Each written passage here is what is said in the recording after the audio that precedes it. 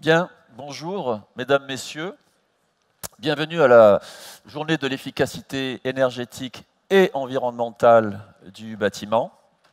Le but de cette journée, c'est chaque année de créer un rendez-vous où il y a un décryptage, des échanges, des débats, des visions sur l'aspect réglementation et tendance.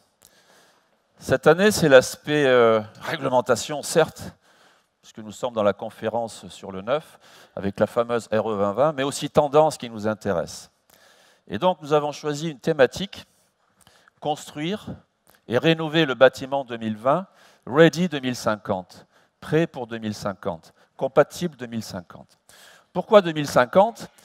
Parce que 2050, il y a un vœu important, un vœu politique, mais aussi citoyen du monde, d'avoir une neutralité carbone. À partir du moment où on parle carbone, on parle de ce que l'on fait, de la manière dont on conçoit, et on parle de ce qui va se passer plus tard. 2050, ce n'est que dans 30 ans. C'est donc une partie du bâtiment. Regardez, ce bâtiment, il a déjà 200 ans. Donc lorsqu'on dit 2050, à l'échelle du bâtiment, c'est vraiment qu'une partie.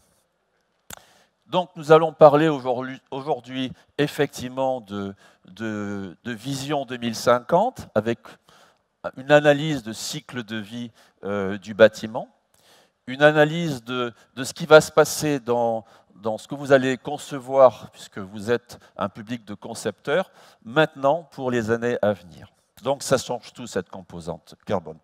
Félicitations, vous êtes plus de 2000 inscrits et participants donc à cette édition. Ça veut dire que c'est un rendez-vous qui est effectivement ambitieux en termes d'échange d'idées, mais qui a son public. Et ça, c'est très encourageant pour nous, organisateurs. Pour partager cette vision, eh bien, 80 conférenciers, parmi eux des institutionnels, des architectes de renom, avec des visions internationales, c'est bien de savoir ce qui se passe ailleurs. Et puis, ministres également, qui viendront en fin de journée. Et puis surtout, vous, parce que vous faites partie aussi de l'échange. Bien.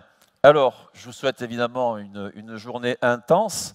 Comment dire, le plus possible, il faut profiter à fond de cette journée, des échanges, c'est vraiment important.